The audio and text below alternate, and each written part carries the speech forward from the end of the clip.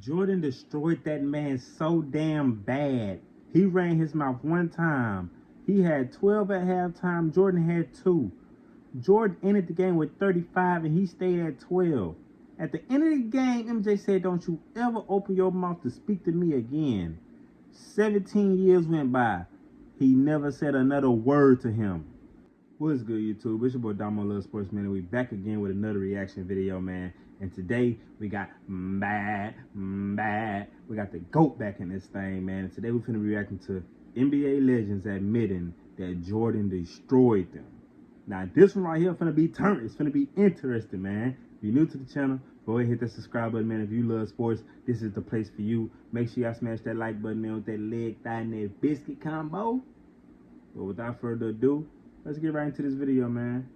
Yes, sir.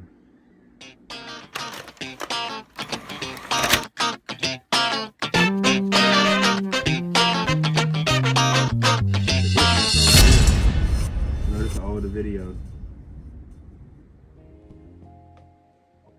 Good day, everyone. Welcome back to the show. I'm Sean David. Thanks for tuning in. In today's episode, we're going to take a look at NBA players who actually admit that Michael Jordan was destroying him. And if you wonder why I feature Michael Jordan so often on my show, hey, I just love Michael Jordan and I'm not afraid and not ashamed of it, okay?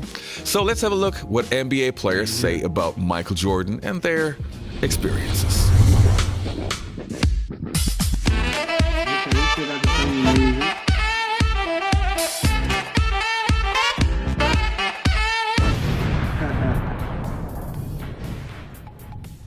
Now, the first player that we're actually going to take a look at is Grant Hill with a pretty recent clip. I just found it a couple of weeks ago, and I think it's a very interesting story about Grant Hill and Michael Jordan in his twilight years. Your Jordan story before we take a break. So Jordan, I'm playing in Orlando. It's his last year. We play them in Orlando first, and I'm blocking his shot. Like, I'm locking him up. Like, I'm doing my thing again. I blocked his shot like 3 or 4 times.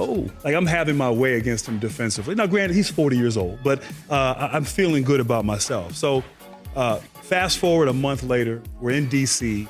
My ankle, we go to a doctor in Baltimore, and basically he tells me I'm done. Like, my ankle's, once again, it's not healed, it's broken, I have to have surgery. But I wanted to play against Jordan one last time. And so we're playing the Wizards.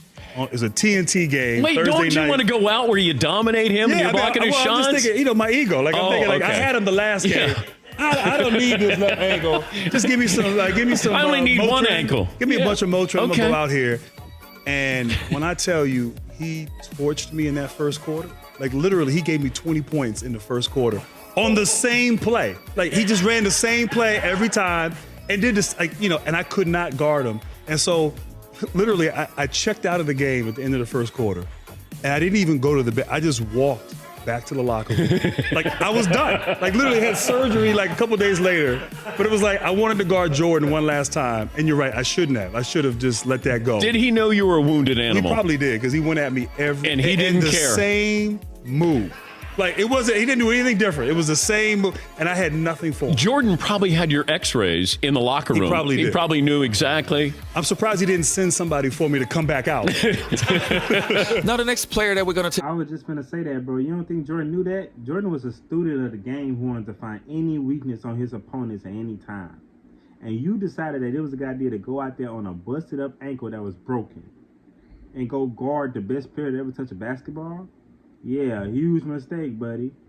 Take a look at is Reggie Miller, who has so many great and especially funny Michael Jordan stories. But one in particular is one of my favorite Reggie and Jordan story. Now, let me go back to last week. You were going to tell me about trash talking with Jordan and said to remind you to bring that back up. It was a preseason game. Chuck Person said you need to go out there and give Jordan grief right away. Establish yourself. Is that what happened? Well, you remember now, let's set this up. Preseason, as we said, for veterans, it's more, for veteran players, it's more for getting in shape and trying to get your routes and your timing done. You really don't play a lot of minutes. It was my rookie year, so most rookies play anywhere from 30 minutes to almost 40 minutes most of the game because they don't know any better. So we're playing in some exhibition game somewhere in Idaho or North Dakota where you play most of these obscure preseason games at, and we're playing Michael Jordan, the Chicago Bulls. Now, of course, he's still Michael Jordan because Michael's 3 years older than I am, but he wasn't Michael Jordan with the music behind him like he is now. And you like that? And I'm having a good first quarter because obviously we're guarding one another, and he's going through the motions because veterans really aren't going hard. And Chuck Person is egging me on saying, tell him to take that. Yeah, tell him he can't check you. Tell him he's all that. And I'm looking at Chuck like, I really don't want to talk noise to Michael Jordan, but hey, maybe I'm trying to establish myself a little bit. So I go ahead and he eggs me on and I say a few things to him. Next thing I know, Michael looks over to Doug Collins, who was the head coach at the time, now my compadre at TNT, and says, leave me in. That's all he said. Leave me in. Well, next thing I know, we were up by 16 points going into the third quarter. I had like 12. Michael had 2. By the end of the game, I had 12 and he had 35. And I remember walking off the court and he looked at me and this is all he said. Don't ever talk to me. That's all he says. Like, don't ever talk to me again. And even though for the next 17 years, he and I were cordial and cool, minus the fight, he's right. I never did talk noise to him again. You never, ever said anything. From one NBA... Jordan destroyed that man so damn bad. He ran his mouth one time. He had 12 at halftime. Jordan had 2. Jordan ended the game with 35, and he stayed at 12. At the end of the game, MJ said, don't you ever open your mouth to speak to me again. 17 years went by. He never said another word to him. Oh, my goodness. Put that boy on straight hush mode. He put that boy on airplane mode, boy. Do not disturb. Man, that shit crazy, boy. Oh, my God, bro. That is insanity. That is insane. Like, what are we talking about, bro? Legend to the other. This one is about Dominique Wilkins and his experience of Michael Jordan in the locker room. Check it out. His attitude, his mentality, he was a killer. You know, he wanted to take your heart out. I will never forget this. I never had a player to do this. So I remember us going to Chicago. Now we're in suit and tie.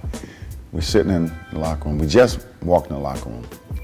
Now remember, Michael Jordan walks into our locker room, suit and tie. I'm like, what the hell is he doing in our locker room? Is he coming to, to the training room? Well, what's going on? So he walks by me, he walks by Kevin, we get to Randy with me, he said, lace him up, it's gonna be a long night. I'm like, did he just come in our locker room? I didn't know what to say, I was shocked. He had 60 that night. He had 60 points that night. We ended up winning the game, but the scoring performance he put on that night was incredible. Man, I just love that story. So the next one is about Rex Chapman.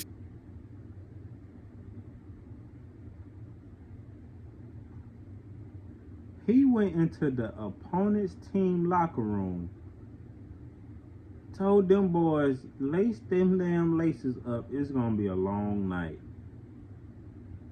and dropped 60.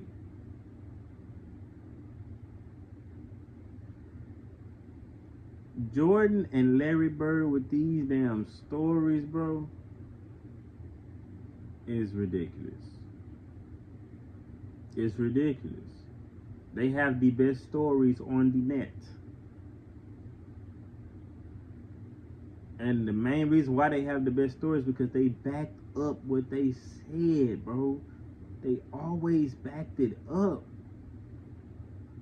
Larry, I feel like Larry was a little bit more different in that department though, because Jordan would do little stuff like that, but he mostly gonna prove it to you. He might say a subtle thing, but he gonna prove it to you. He'll say something, don't get me wrong, he'll trash talk, but you really gotta get Jordan amped up first. He was more that aura, like, you better not say nothing to me, or then I'm gonna get on your ass. Larry Bird, he gonna start talking shit to your ass probably before the game, before y'all even walk into the damn arena. That's the difference between Larry. Larry gonna talk his shit to you. You won't have to say nothing to him. He gonna say something to your ass, and then he gonna back it up. Jordan was more of the, You start with me, then you gonna have to deal with me. Then I'm gonna get on your head. Then you ain't gonna stop me from getting on your damn head. I'm really just gonna bust your ass and let you know to don't mess with me. Bird was gonna talk he was gonna talk shit regardless. That's the difference though.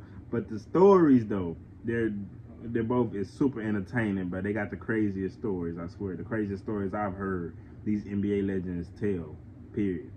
If you don't know who Rex Chapman was, he was one of the best three-point shooters and also a great dunker. Yes, the great dunker back in the late 1980s and early 1990s. And he was actually good friends with Michael, but of course he also had his situations. Check it out. So everybody's like, you were talking so much noise to Jordan. I was like, no, I was not doing that.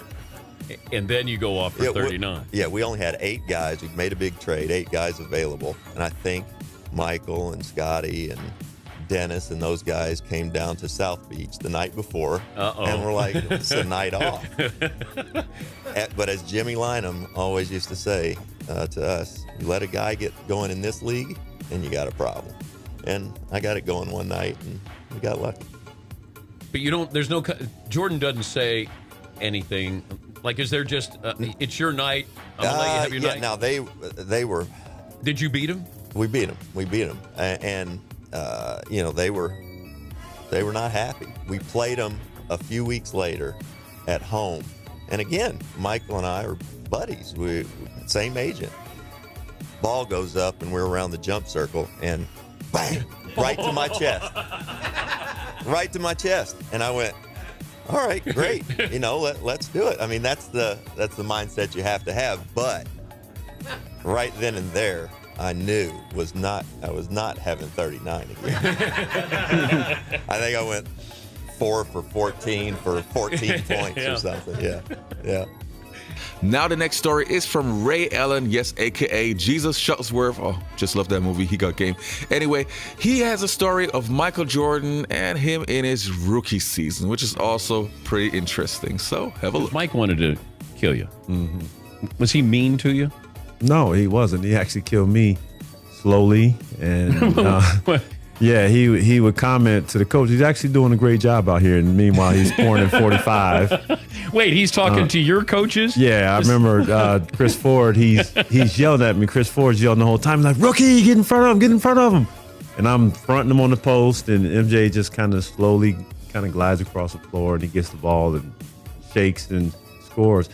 And I did everything the game plan said, and then there's a breaking action. We're sitting there, and Chris Ford is just down there just hammering me, and MJ was like, he's doing a great job, coach. He's actually doing a great job. Meanwhile, he's got 45 on the books. So I was like, yeah. So the last story that we're going to feature in today's video is of O.J. Mayo. Yes, he's not a true NBA legend, but hey, he had a good run in the NBA, and he had an experience with Michael Jordan when he was very, very young. And yeah, another lesson why you shouldn't trash talk Michael.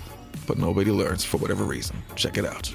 I'm going to start with this question. What possessed a young man going into the 11th grade to talk smack to Michael Jordan at Michael Jordan's camp?